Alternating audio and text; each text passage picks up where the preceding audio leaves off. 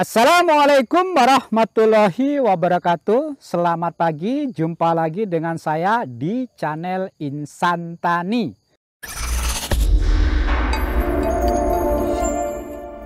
Di video ini saya akan membahas mengenal bunga sawit. Pertanyaannya, perlukah kira-kira bunga jantan dipelihara pada perkebunan kelapa sawit? Nah, untuk membahas lebih jauh, mari terlebih dahulu kita kenali jenis-jenis bunga pada tanaman kelapa sawit ini. Tanaman kelapa sawit memiliki 3 jenis bunga.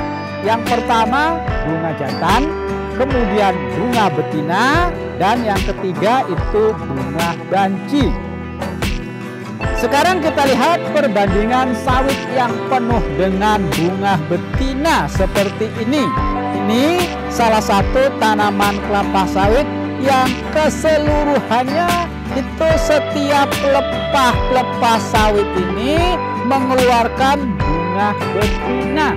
Selanjutnya kita lihat tanaman kelapa sawit yang keseluruhannya mengeluarkan bunga jantan.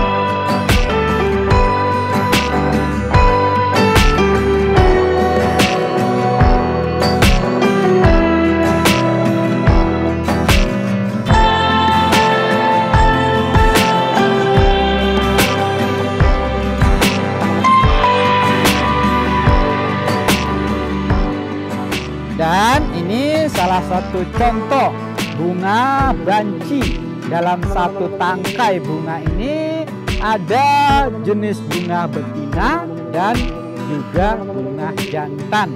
Lalu secara sifat berbunganya, tanaman kelapa sawit ini saya kelompokkan menjadi 3 jenis pohon.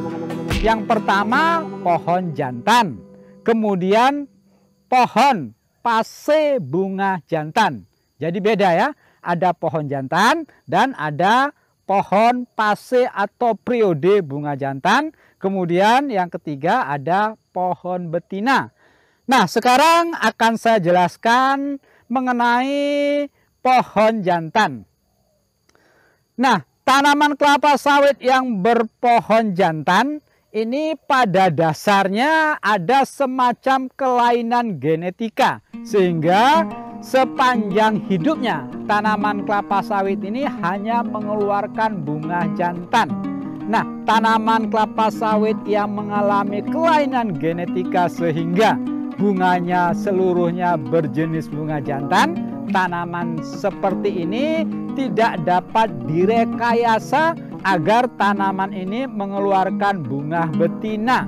Maka jika dalam satu areal perkebunan ada pohon sawit yang berbunga jantan akibat kelainan genetika ini, itu harus kita tumbang dan kita ganti dengan tanaman yang produktif. Yang kedua, pohon pase bunga jantan.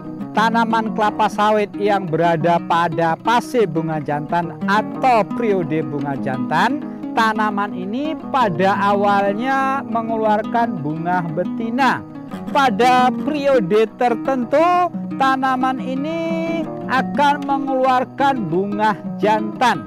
Jadi, tanaman ini dapat direkayasa untuk lebih produktif dengan cara menghilangkan penyebab-penyebab timbulnya fase atau periode bunga jantan. Nah, apa kira-kira faktor penyebabnya? Nah, di video saya selanjutnya nanti akan saya jelaskan penyebab tanaman kelapa sawit berada pada fase atau periode mengeluarkan bunga jantan.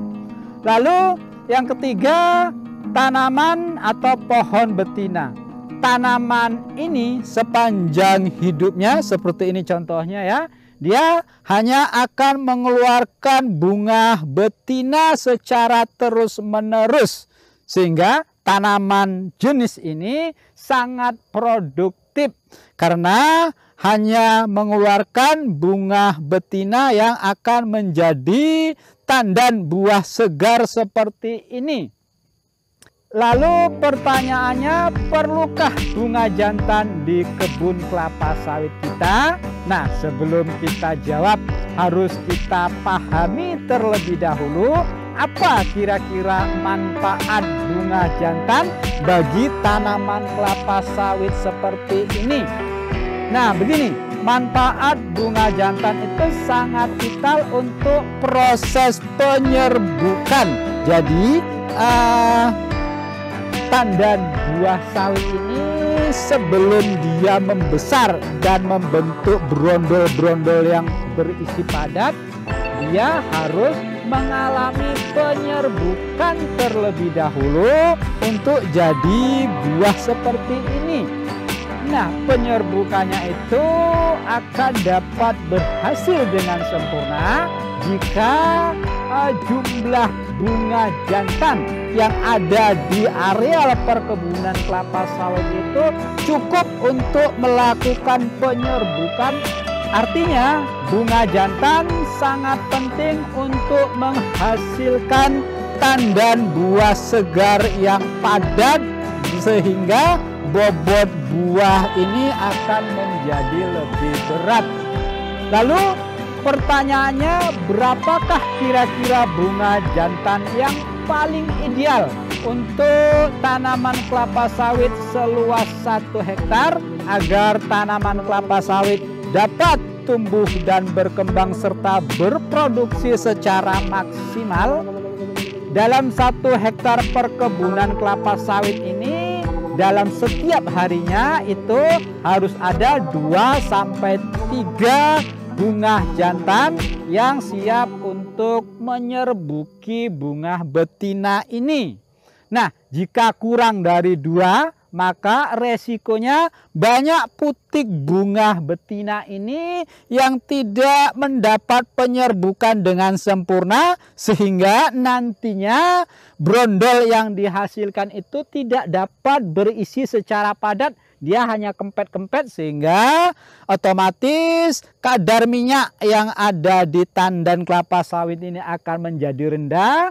Otomatis timbangan yang dihasilkan juga menjadi lebih rendah atau bobot buah ini akan menjadi lebih rendah. Ini tentu sangat merugikan bagi petani jika proses penyerbukan itu tidak berjalan dengan sempurna. Demikian video yang dapat saya sampaikan, semoga bermanfaat. Sampai jumpa lagi di video-video saya selanjutnya.